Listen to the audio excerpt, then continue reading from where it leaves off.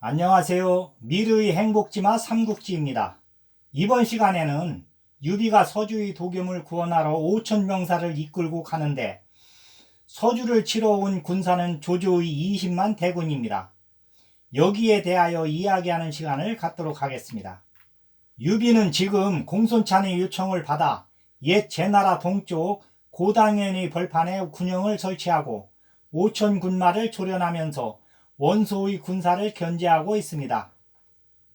한때 동지였던 원소와 공손찬은 한 하늘을 함께 할 수 없는 원수가 되어 있었습니다. 발단은 반동탁연합군이 각자의 군국으로 돌아갈 때 원소는 발해로 돌아가지 않고 한해 평야의 군사를 주둔하고 있었습니다.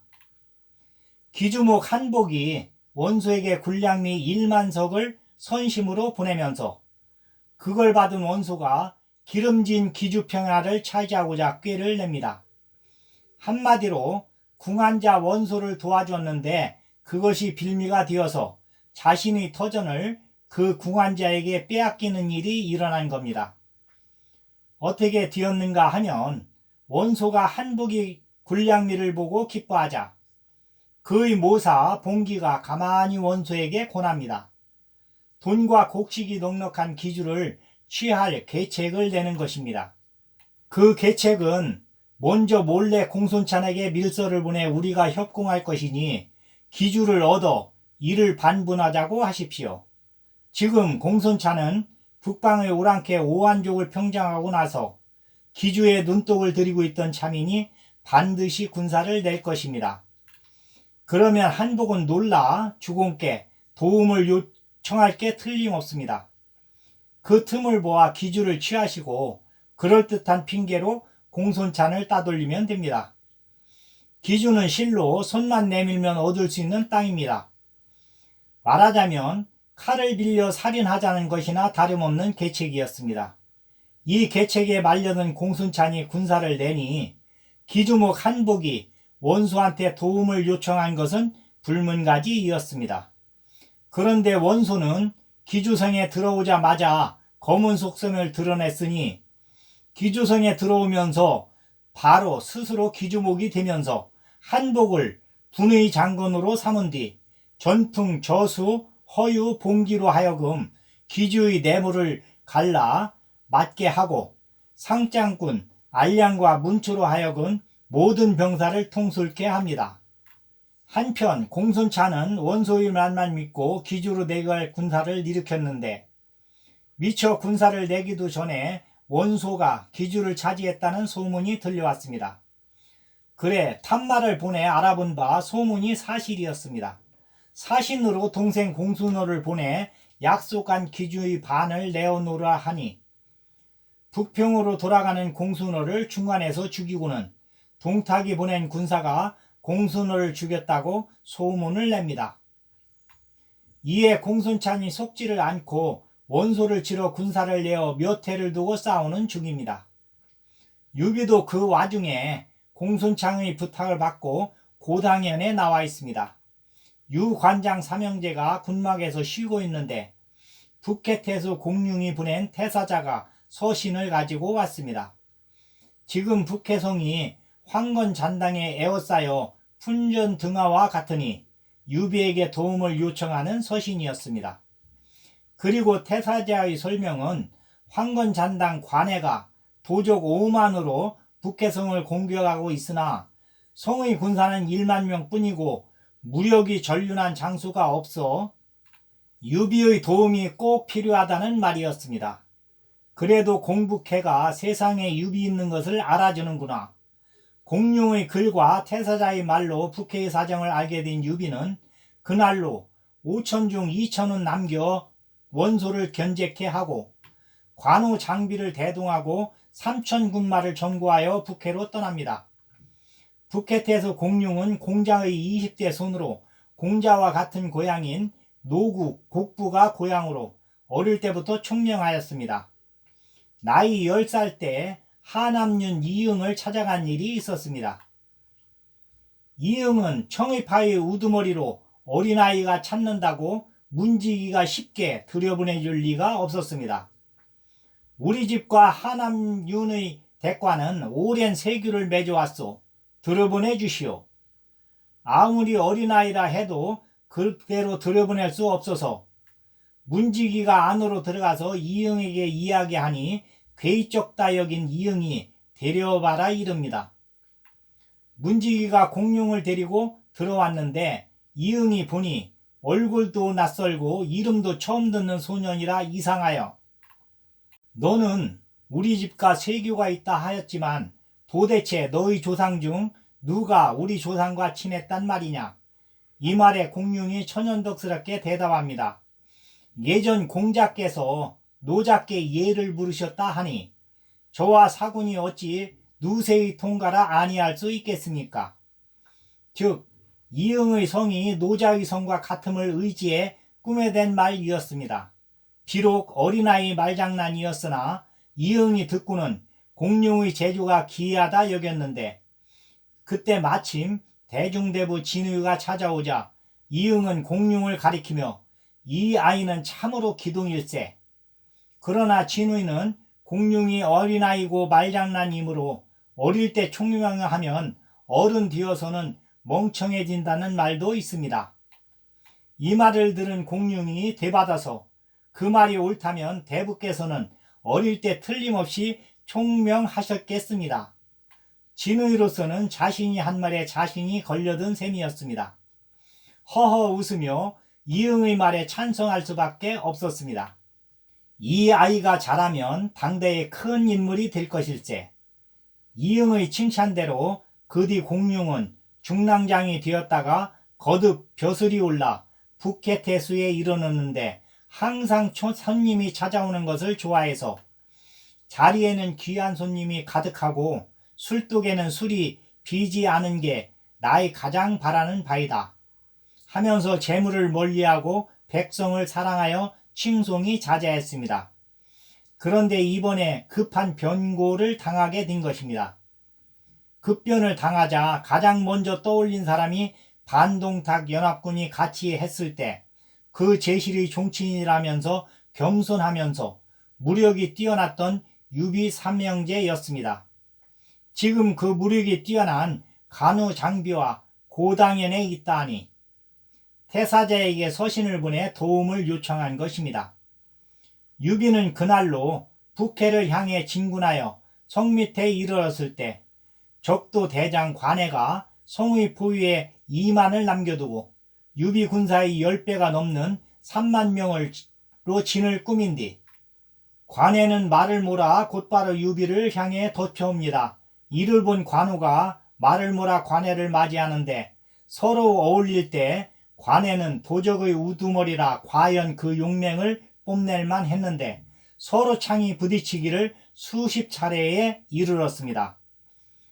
그러나 그도 관우의 적수는 못 뛰어 청룡 어널드가 번쩍 빛나자 길게 흰 무지개를 그리며 후리는 곳에 관해의 몸이 두 동강이나 말에서 떨어졌습니다. 그때를 타서 장비와 태사자가 말을 몰아 도적무리로 뛰어드니 금세 대호가 흩어지며 도적의 무리가 허물어집니다. 공룡도 성 위에서 이 광경을 보고 성문을 열어라. 큰 힘을 얻은 공룡이 성 안의 병마를 이끌고 달려 나왔습니다. 한동안 도적의 무리를 추적하니 태반이 무기를 버리고 항복하고 나머지는 싸울 엄두를 못 내고 흩어져 달아나 버렸습니다.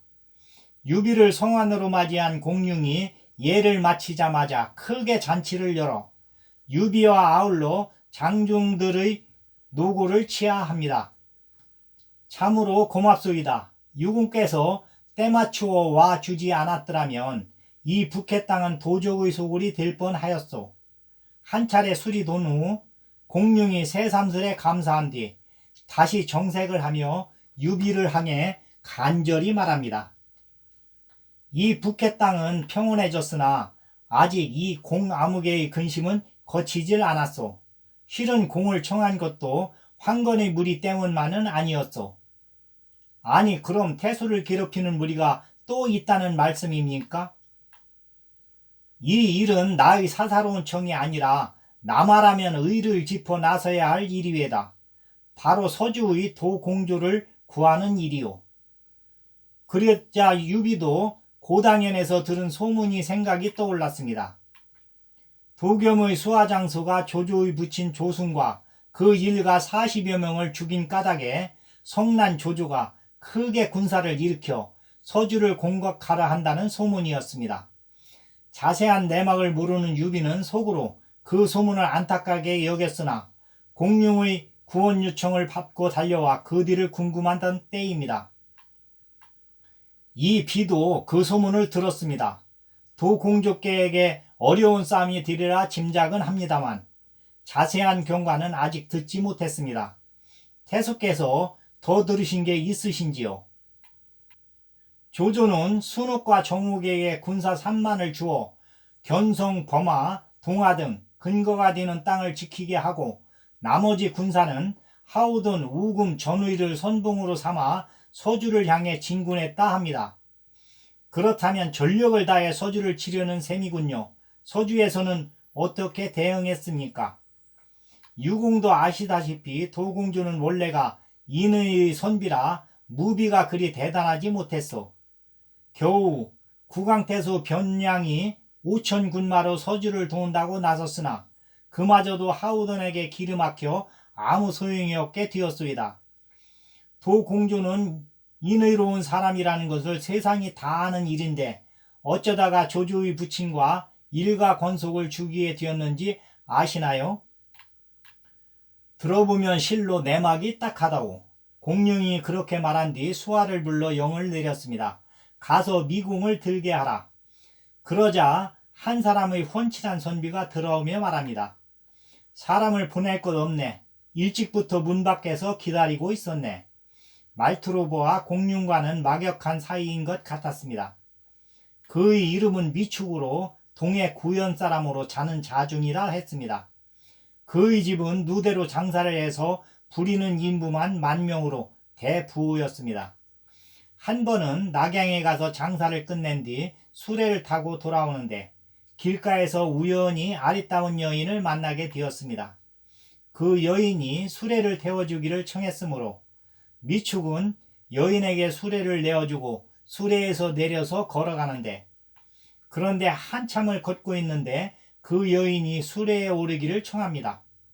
수레에 남녀 둘이 나란히 앉는 것이 예가 아니라 여긴 미축이었으나 그 여인의 간곡히 권하니 수레에 안이 오를 수 없었습니다. 그래서 같이 타고 가는데 시종 단정히 앉아 조금도 흐트러짐이 없었습니다. 나는 남방의 화덕 성군으로 이번에 옥황상제의 명을 받아 그대의 집을 불지르러 가는 중이요. 그러나 그대가 나를 예를 다해 대염에 감복하여 그 일을 미리 알려주는 것이요. 그대는 되도록 빨리 집으로 돌아가 재물을 건져 내도록 하시오. 나는 자정에 그대의 집에 이를 것이요. 그리고 말이 끝나기 무섭게 호련히 사라졌습니다. 미축이 크게 놀라 집으로 달려가 집안에 있는 재물을 끌어냈습니다. 그날 밤 자정이 되자 과연 부엌에서 불이 일더니 집 전체가 불길에 휩싸여 솥가래 하나 남지 않고 다 타버렸습니다. 미리 알고 재물을 꺼내지 않았던들 하루새에 알거지가 될 뻔했던 것입니다. 이 일이 있은 뒤로 미축은 크게 깨달은 바가 있어 전처럼 재물 모으기에 매달리지 않고 전국을 흩어 가난한 사람과 병든 사람을 구제하고 향리를 위해서도 물자를 아끼지 않았습니다. 그 소문이 태수 도겸의 귀에 들어가 미축을 불러 별가 종사로 삼았는데 이번에 조조의 대군이 서두로 밀려오자 옛 친구 공룡에게 구원을 청하러 온 것입니다. 서주의 소리가 유상공께 문화 드립니다. 그는 잔치 자리에 오자마자 유비에게 길게 읍을 하며 예를 올립니다. 유비도 얼른 답례를 한 뒤 방금 공태수로부터 서주의 일을 듣고 있던 참입니다. 그런데 어떻게 도공조 같은 분이 남의 일가를 몰살하는 끔찍한 일을 저지르게 되었습니까? 그 말에 미축은 차분하게 일을 내막을 설명합니다. 우리 사군께서는 조승과 일족 40여 명이 소주 땅을 지난다는 말을 듣고 친히 주의 경계까지 나가 맞아들였습니다. 그런 다음 이틀이나 잔치를 벌여 환대를 하시고 떠날 때는 성 밖까지 배웅하시면서 특히 도의 장계에게 군사 500을 주어 그들을 호위케 하셨습니다. 조조와는 지난날 관동의 기의 때 함께 연합군이 되어 동탁과 싸움이 정분이 있고 지금은 또 그가 산동 일대에서 크게 세력을 뻗치는지라 그와 우위를 돈독해 하라는 뜻이었습니다. 그런데 화비 땅에 이르러 갑자기 큰 소나기를 만나면서 일이 틀어졌습니다. 군사들은 조승 일가와 함께 가까운 산사로 피했으나 그 사이 몸이 한박 젖고 추위에 떨게 되어 불평이 생긴 것입니다.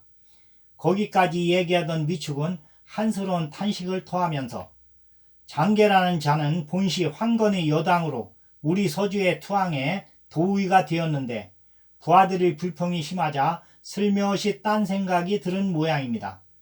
조승 일가가 따르는 수레만 또 100여 대가 될 만큼 재물을 싣고 있는 걸 보자 감추고 있던 도둑의 본색이 고개를 든 데다 황건이 다시 곳곳에서 일어나고 있으니 그들을 죽이고 도망쳐도 갈 곳이 있으리란 생각에서였을 것입니다. 유비는 거기까지만 들어도 나머지는 절로 알 것 같았습니다. 도공조께서 사람을 잘못 고르셨구려. 그렇습니다. 놈들은 그날 밤 삼경에 조승 일가를 모조리 죽이고 100여 대의 수레에 실은 금은부하를 털어 도망갔다고 합니다. 조승의 아우 조덕은 진작에 칼에 맞아 죽고 조승도 첩과 함께 뒷간에 숨었다가 장계의 졸개 칼에 죽었답니다. 하지만 그건 따지고 보면 도공조의 잘못만은 아니지 않습니까? 칼로 사람을 죽였다고 해서 그 칼을 만든 대장장이까지 별한다면 세상 성한 사람이 어디 있겠소? 지사께서는 오히려 잔치까지 하면서 환대하지 않았소? 그렇습니다. 그런데 조조는 그 죄를 우리 자사께 물어 아비 죽은 원수를 갚는다고 대군을 일으켰습니다. 뿐만 아니라 성을 점령하면 군사건 백성이건 모조리 죽여 분을 풀리라고 합니다. 그러자 유비의 내린에는 문득 지난날 조조가 여백사 일가를 몰살시킨 일이 떠올랐습니다. 가볍게 탄식하며 말했습니다. 천도가 멀다 하나 발인 듯이 그런 것만은 같지 않소. 아마도 이 일은 조조가 죄 없는 여백사 일가를 몰살시킨 응보 같소. 그런데 그 뒤 싸움은 어찌 되었소? 조조는 보수설한 깃발을 앞세우고 서주로 밀물듯이 왔습니다. 우리 자사께서는 먼저 진두에 나가 조조에게 앞뒤 사정을 설명하고 간곡히 화호를 청했으나 소용이 없었습니다. 하우돈을 내보내 싸움을 도두는데 우리 쪽에서는 조표가 나가 싸웠는데 다행히 미친 듯한 바람이 일고 모래와 돌이 날아들어 군사를 물렸습니다. 우리 서주병은 조조의 날래고 강한 청주병의 적수가 못됩니다. 간신히 성 안으로 들어온 후 우리 사군께서는 스스로 몸을 결박지어 조조에게 항복하고 무고한 백성들을 구하려고 생각하십니다. 제가 큰소리쳐 사군을 말리고 왔습니다만 실로 근심입니다. 그렇게 말을 맺은 미축은 다시 한번 간곡한 눈길로 유비를 쳐다봅니다. 그때 곁에 있던 공룡이 거드는데 어떻소? 유공께서는 도공조와 죄 없는 서주 백성들이 한 가지로 조조의 칼에 어육이 되는 꼴을 보고만 계시겠소? 도공조 같은 어진 군자가 뜻밖에도 허물도 없이 어려움을 겪는군요. 유비는 그렇게 동정하면서도 선뜻 도검을 구하러 가겠다는 말을 하지 않습니다. 공룡은 속이 타는 듯 따지듯이 묻습니다. 공은 한실의 종친으로서 조조가 죄 없는 백성을 죽이고 자신의 강함에 의지해 약한 자를 괴롭히는데도 어찌 나와 함께 구하려 들지 않으시오. 당연히 앞장설 줄 알았던 유비가 즉답을 피하자 실망과 함께 물음입니다. 감히 핑계를 대는 것이 아닙니다만 이 비가 군사가 적고 장수가 모자라 가볍게 움직였다가 서주에 도움이 되지 않을까 두렵습니다. 그러자 공룡은 한층 격한 어조로 말합니다. 내가 도겸을 구하러 드는 것은 예로부터의 정의 때문이기도 하지만 또한 대의를 위한 것이기도 하오. 그런데 어찌 공은 그 대의를 생각하는 마음이 없으시오. 공룡이 그렇게까지 나오는지라 유비도 망설이지 않습니다. 그가 말을 흐린 이유는 도겸을 구하러 가기 어려워서가 아니라 벼슬도 낮고 힘도 없는 그를 대등하게 대해주는 공룡에 대한 일정의 겸손이었을 뿐입니다. 정이 그러시다면 태수께서 먼저 가십시오. 나는 공순찬에게로 가서 병마 몇 천을 더 빌린 뒤 곧 뒤쫓겠습니다. 공룡이 그런 유비에게 도겸을 대신해 감사한다며 내일 아침에 먼저 서주로 출발하니 뒤따라 오십사하고 합니다. 유비도 공손찬에게 군사를 빌리던 못 빌리던 고당연 군영을 재배치해놓고 바로 서주로 출발하겠다고 다짐합니다. 그 이튿날 유비가 공손찬에게 서주를 구할 군사를 빌려달라고 하자 공손찬이 묻습니다. 조조와 자네는 원수진 일이 없는데 어찌하여 어렵게 군사를 빌려가며까지 도겸을 위해 힘을 쓰려 하는가? 제가 이미 허락한 일이니 어길 수 없습니다. 유비는 공손찬이 군사를 빌려줄 것을 알기 때문에 긴 말을 하지 않습니다.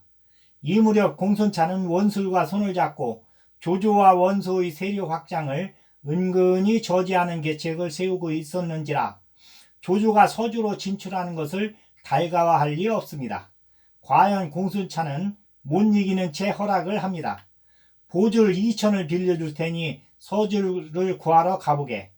유비는 생각보다 적은 숫자였지만 인원수에 대하여는 말하지 않고 다만 조자룡이를 빌려줄 것을 청합니다. 그리하게 공손찬이 그것도 순순히 허락을 합니다. 조자룡이 무에는 인정을 하지만 어쩐지 깊은 정이 가지 않았기 때문에 유비가 빌려간다 할 때 아무 생각 없이 허락을 한 것입니다. 유비는 2천 보졸보다 조자룡 한 사람 빌린 것을 더 기쁘게 여깁니다. 그 이튿날 본래 이끌던 3천 군마를 관우와 장비에게 딸려 전부를 삼고 빌린 보졸 2천은 조자룡에게 주어 후부를 삼은 뒤 서주를 향합니다. 유비가 서주에 당조해 보니 성 밖에 조조의 군대가 구름처럼 진을 치고 있는데 그 기세가 대단합니다. 그리고 먼저 도착한 공룡의 군사와 청주자사 전해의 군사가 멀찍이 군영을 설치하고 서로 관망하고 있습니다. 공룡이 군막을 찾아 유비에게 말합니다. 조조의 군사는 수가 많고 날릴 뿐더러 조조가 군사를 잘 다루니 가볍게 싸워서는 아니 되겠소. 먼저 그 움직임을 살핀 연후 움직여야 하오. 조조군의 기세에 질린 표정입니다. 유비가 그런 공룡의 움츠러든 기세에 힘을 불어넣듯이 태수의 말씀도 일리가 있으나 다만 성안의 식량이 떨어져 서주가 오래 견딜지 못할까 두렵습니다. 그보다는 차라리 관우와 조자룡에게 4천군마를 딸리어 공태수의 휘하에서 서로 돕게 하고 저와 장비는 1천군마로 조조의 군영을 뚫고 성안으로 들어가 도겸과 앞뒤를 의논하는 게 어떻겠습니까? 공룡이 생각하니 자신의 소극적인 계책보다는 나을 듯 싶습니다. 이에 기꺼이 동의하고 전해를 만나 기각지세를 이룬 뒤 관우와 조자룡의 군사는 양 끝에서 변화에 응하게 했습니다. 혹 유비가 싸움에 지더라도 자기들이 본지는 휩쓸리지 않기 위함입니다. 그 같은 대비가 마무리된 것을 확인하고 나서 유비와 장비는 1천군마를 이끌고 성을 에워싸고 있는 조조의 진영 일각으로 뛰어들어 유비가 앞장을 서고 장비가 뒤를 끊으면서 조조의 군사들 방심하고 있다가 허를 찌르 갈팡질팡 하는 사이 그대로 성문 앞까지 치달아 내달았습니다. 성우에서는 평원 유연덕이라고 쓴 붉은 깃발이 나부끼는 걸 보고는 도겸은 급히 성문을 열게 하였습니다. 유비가 무사히 성 안으로 들어가니 도겸은 반갑게 그를 맞아 자삽으로 안내를 하고 다시 한번 서로 예로 인사한 뒤 술과 고기를 내어 대접하면서 따라온 병사들에게도 똑같이 내어 수고를 위로합니다. 도겸은 원래 문에 가까운 선비에 가까웠습니다. 난세를 만나 서주를 지키기에는 스스로 부족함을 뼈저리게 느끼고 있었는데, 그런데 유비를 대하는 순간 모습과 태도가 헌황하고 말과 뜻이 활달한 게 영웅의 기상이 보이며, 또 반돈탁 연합군으로 기의했을 때 유비 삼형제를 보고 탄복을 했던지라 도겸은 은근히 기쁨까지 느끼며 미축에게 서주자사 패인을 가져오게 하여 유비에게 넘겨주려 합니다. 공께서는 무슨 뜻으로 이러십니까? 너무도 뜻밖의 일이라 유비가 놀라며 물었습니다. 도겸이 정색을 하고 대답합니다. 지금 천하는 어지럽고 천자의 위엄은 제대로 떨쳐지지 못하고 있으니 공은 한실의 종친으로서 마땅히 힘을 다해 기울어져가는 사직을 바로 세워야 할 것이요.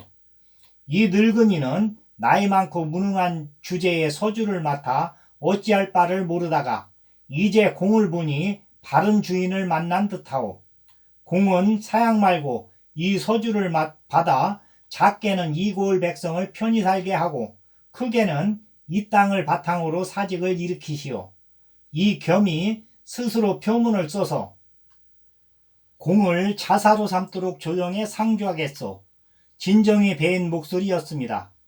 그러나 유비는 벌떡 자리에서 일어나 도겸에게 2번 절한 후에 하늘을 가리켜 맹세를 곁들여 말합니다.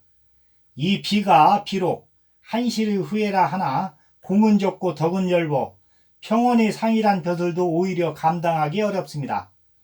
지금 여기에 온 것은 다만 대의를 위해 공을 돕고자 할 따름입니다.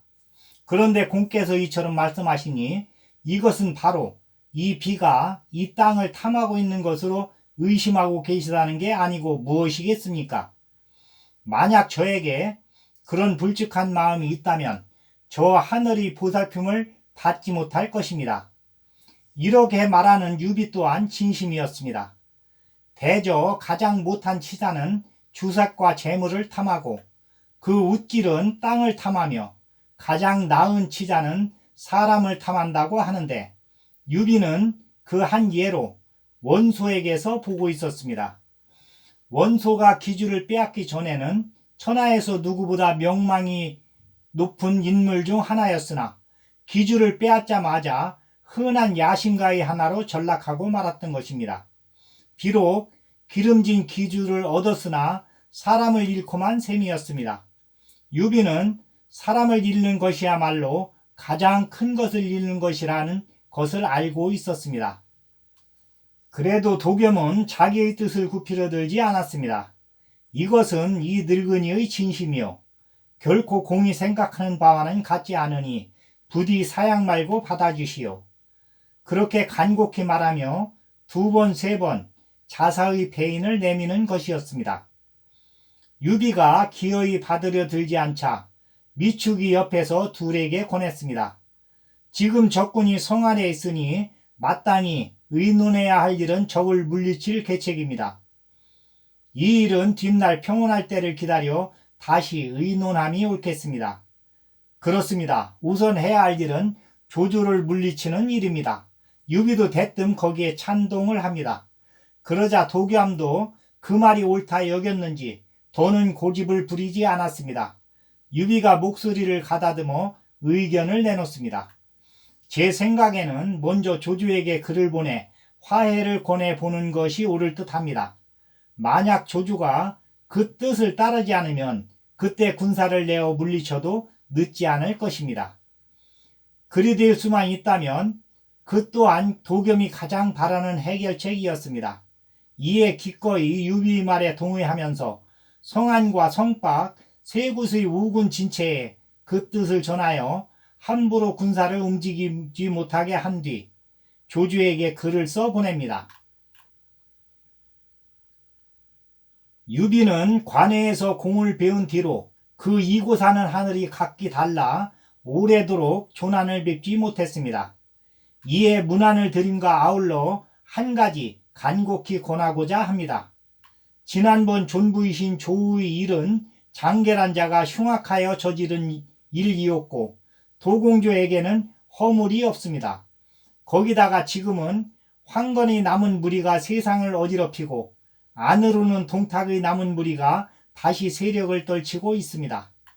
먼저 공께서는 조정의 일을 급하게 여기시고 사사로운 원소가풍은 뒤로 미루어 주십시오. 서주에서 군사를 물리시어 나라를 어려움에서 건져낸다면 이는 서주를 위해서 다행한 일일 뿐만 아니라 천하를 위해서도 더할 나위 없는 다행이 될 것입니다. 이 글을 읽은 조조는 왈칵 성을 냅니다. 유비가 대체 어떤 놈이길래 감히 내게 이런 글을 보내 화해를 권한단 말이냐. 더군다나 이 글 가운데는 은근히 협박하면서 놀리는 구석까지 있지 않느냐. 그러면서 글을 가져온 사자를 목 빼고 힘을 내야 다해 성을 공격하라는 명을 내립니다.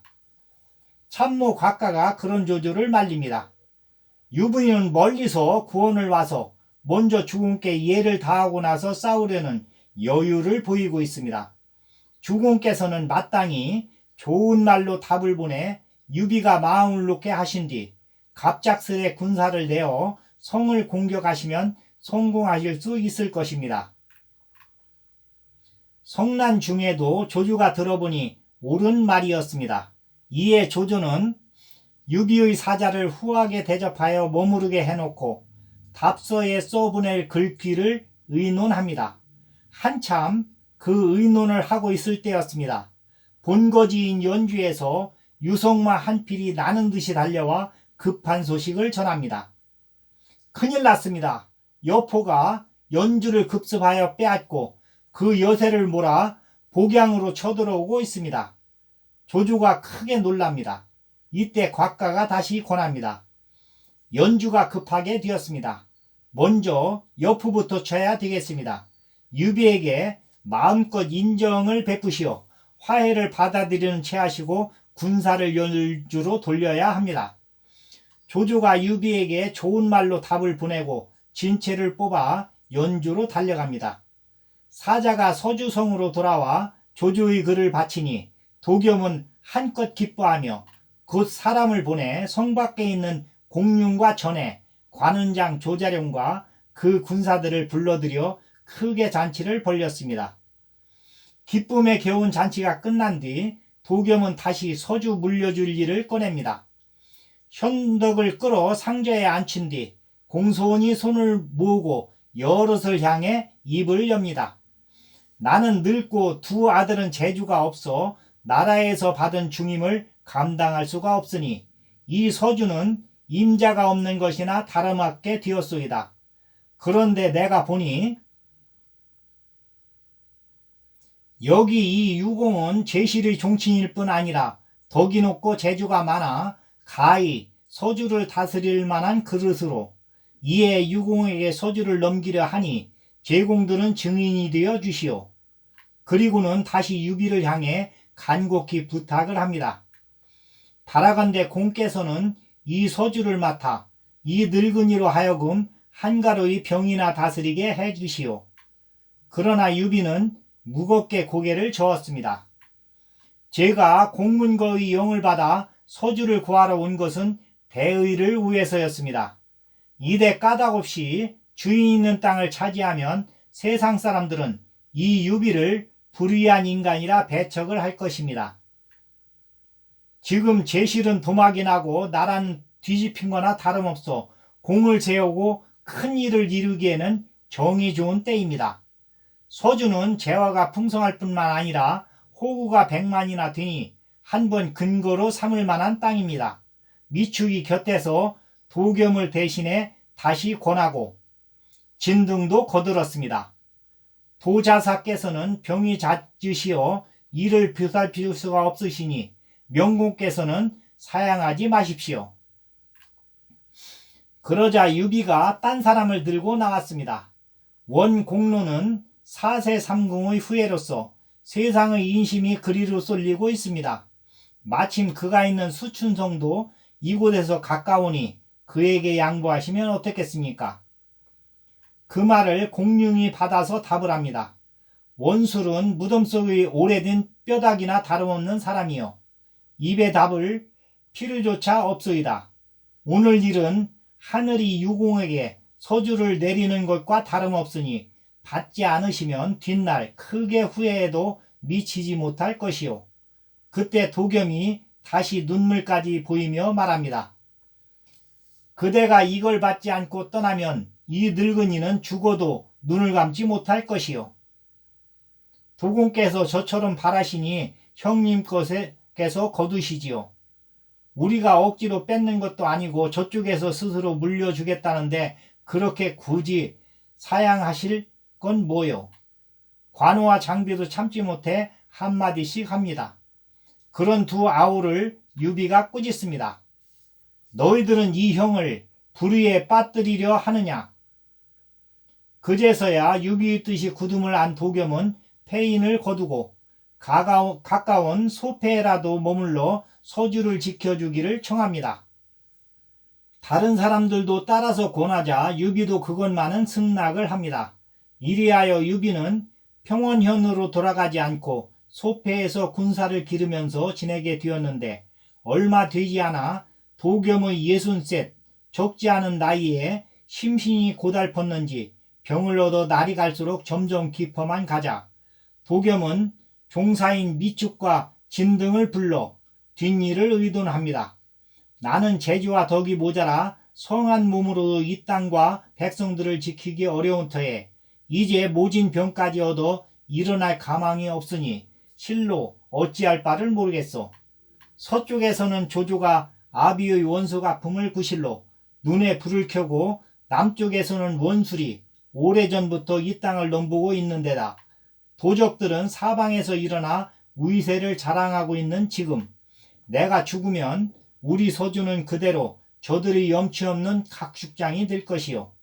그 틈바구니에서 고초받을 백성들을 생각하면 나는 죽어도 차마 눈을 감지 못하겠소. 이에 답답한 마음을 이기지 못해 두 분을 청했거니와 혹 두 분께서는 이 서주의 뒷일을 생각해 보시었소? 만일 이 땅과 백성을 보존할 계책이 있다면 꺼리낌 없이 말해 보시오. 나는 공들의 윗사람으로서가 아니라 힘없는 어리석은 늙은이로서 묻고 있는 것이오. 그렇게 묻는 도겸은 실로 인인군자라 불릴 만한 인품이었습니다. 그가 겉다르고 속다른 말을 할 사람이 아니라는 걸 잘 아는 미축이 조용히 입을 열어 대답을 합니다. 조조가 물러간 까닭은 여포가 조조의 근거지인 연주를 들이친 까닭입니다. 거기다가 지금은 또 관동 일대에 큰 흉년이 들어 여포와의 싸움마저 쉬고 있지만 내년 봄이면 조조는 이 서주로 돌아올 것입니다. 우리에겐 원술보다 황건이나 흑산보다 더 급한 것이 바로 조조입니다. 이제 사군을 이어 서주를 맡아 멀지 않아 닥칠 조조의 대군을 막아낼 수 있는 이는 다만 소패에 머무르고 있는 유현덕뿐입니다. 당장의 세력은 조지에 비할 바 못되나 군사는 하나같이 그를 위해 목숨을 아끼지 않고 또 용맹스런 그의 두 의제는 같은 날 죽기로 맹세한 사이라 합니다. 그에게 서주의 재물과 백성을 맡기면 틀림없이 그는 새봄이 오기 전에 조주를 이길 만한 군사를 기를 수 있을 것입니다. 나도 진작에 그걸 알아보고 현덕에게 서주를 넘겨주려 하였소. 그러나 그 사람은 입이 두 번씩이나 내 간곡한 청을 물리치지 않았소? 도겸이 어둡고 무거운 목소리로 반문했습니다. 그때는 사군께서 몸이 성하신지라 현덕이 받아들이지 않았던 것입니다. 그러나 이제 사군께서 병이 무겁고 깊으니 그 핑계로 그에게 서주를 맡기시면 현덕도 더는 사양하지 못할 것입니다. 그러자 도겸의 얼굴에도 밝은 빛이 떠오르며 얼른 소패에 사람을 보내 현덕을 들라 이르시오. 문무에 관한 일을 의논할 게 있다고 하면 그도 거리낌 없이 달려올 것이요. 도겸은 그렇게 말해놓고 지쳤는지 조용히 눈을 감습니다. 사실 미축과 진등을 부른 것도 죽음의 예감에서였습니다. 도겸의 갑작스런 부름을 받은 유비는 관우 장비와 수하 몇 명을 이끈 채 서주성으로 달려왔습니다. 도겸은 유비와 그 두 아우를 병실로 청해 드렸습니다. 그리고 유비가 문안의 예를 마치기 바쁘게 입을 열었습니다. 내가 현덕궁을 부른 것은 다른 일이 아니외다. 이 늙은이의 병이 이미 깊어 아침 저녁을 다투게 되었으니 만번 바라건대 명궁께서 한실 땅을 무겁게 여기시고 그 백성을 가엾게 여기시어 이 서주의 폐인을 받아주시오. 그렇게만 해주신다면 이 늙은이는 죽어도 편하게 눈은 감을 수 있을 것이요. 자사께는 두 분 아드님이 계시지 않습니까? 왜 아드님께 서주를 잊게 하지 않으십니까? 도겸의 간곡한 목소리 못지않게 진정으로 사양하는 유비의 반문이었습니다. 도겸은 더욱 간곡하게 말합니다. 마지상이나 둘째 웅 모두 재주가 모자라 중임을 맡길 수가 없기 때문이요. 이 늙은이가 죽더라도 현덕궁이 가르치고 깨우쳐 주시되 중임을 맡기면 아니디요. 그제서야 유비도 도겸의 진심을 알 것 같았습니다. 어지러운 난세에 자기 힘 밖의 중임을 맡는 것은 그 다스림을 받은 백성들을 괴롭히는 결과뿐만 아니라 자칫하면 제 한 몸도 지키지 못하게 되는 걸 도겸을 근심하고 있음이 틀림없습니다. 유비도 도겸의 두 아들을 만난 적이 있지만 아무래도 한 줄을 맡아 난세를 이겨나가기에는 너무 문약해 보였습니다. 그렇지만 이 비 한 몸으로 어떻게 소주를 맡아 감당할 수 있겠습니까? 비로소 유비가 반승낙의 표정으로 되물었습니다. 도겸이 반가운 마음으로 급히 한 사람을 추천합니다. 내가 부디기던 이로 공을 도와 일할 만한 이가 한 사람 있소이다. 북해 사람으로 이름은 손건이요. 자는 공우라 하는데 종사로 쓸 만하오. 거기서 도겸의 말은 점점 잦아들었습니다. 마음속의 무거운 짐을 벗으려는 노력으로 지나치게 기력을 소모한 탓입니다. 그러다가 한참 뒤에야 간신히 숨을 모아 곁에 있는 미축에게 유공은 당세의 인걸이요. 그대가 잘 섬기시오. 그리고 나서 도겸은 손으로 자신의 가슴을 가리키며 숨을 거두었습니다. 도겸이 죽자 미축과 손건을 비롯한 크고 작은 주리들은 먼저 서주성 안에 상사를 알림과 아울러 애국의 예부터 하고 나서 그리고 예랄 다음에 즉시로 서주의 폐인을 유비에게 바쳤습니다. 그러나 유비는 굳이 사양하며 폐인을 받지 않았습니다. 자사 도겸이 후임으로 유비를 지목했으나 유비가 거듭 사양하였고 자사께서 돌아가신 지금도 폐인을 받으려 하지 않는다는 소문을 들은 서주의 백성들이 때를 지어 자사부 앞에서 엎드려 곡하며 말합니다. 유 사군께서 우리 서주를 다스려 주시지 않는다면 우리가 어떻게 편히 살 수 있겠습니까? 부디 거두어 주십시오. 보다 못한 관우와 장비도 두 번 세 번 유비에게 서주를 맡기를 권합니다. 그래도 유비는 거듭 사양을 하다가 백성들을 대표하여 삼노들이 찾아와 서주를 맡아 다스려 주기를 간청하고 나서야 마지못한 듯 폐인을 받았습니다. 이렇게 폐인을 받은 데는 몇 번을 사양하여 시간을 지체하였으나 하지만 일단 폐인을 거두자 유비는 신속하게 서주의 관부부터 정리했습니다. 도겸의 말대로 손건과 미축을 종사로 삼아 자신을 돕게 하고 진등을 막관으로 곁에 머물러 있게 했으며 소패에 머물러 있던 자신의 군마를 서주성으로 불러들여 서주의 본부 군마와 합침과 아울러 관우와 장비에게 군무를 다스리게 했습니다. 그 다음 백성들이 안무였습니다. 군사를 엄히 단속해 민폐를 없이 하고 앞으로의 행정에 대하여 미리 방을 내걸어 백성들이 마음을 편하게 하는 한편 죽은 도겸의 장래에 성의를 다함으로써 생전의 도겸이 백성들로부터 받던 우러름과 믿음도 거두어 드렸습니다. 자신은 물론 군사들까지 자식의 예로 상사에 임하게 하고 크게 재물을 벌려 장례를 마쳤습니다. 이때 조정은 이각과 곽사가 정치를 하고 있어 어지러울 대로 어지러웠습니다. 가까운 관동이나 기주에도 힘이 미치지 못하는 마당에 멀리 서주의 일로 까다롭게 따질 여유가 없었습니다. 유비를 서주목으로 추천하는 도겸의 표와 함께 서주가 이미 유비의 세력 아래 안정되었다는 소식을 듣자 아무런 반대 없이 유비를 서주목으로 인정했습니다. 유비는 의를 지켜 서주를 구하고 도겸은 높은 안목으로 서주 주인을 찾았으며 유비는 겸양을 보여 여러 번 패인을 사양하였으니 난세에도 충의는 살아있음에 한나라에 한가닥 희망이 보였습니다. 다음 시간에는 조조와의 싸움에서 패한 여포가 서주로 찾아오는데 모두가 반대함에도 유비는 여포를 품습니다. 그 이야기를 하겠습니다. 여기까지 시청해 주셔서 고맙습니다. 구독과 좋아요, 알람은 큰 힘이 됩니다.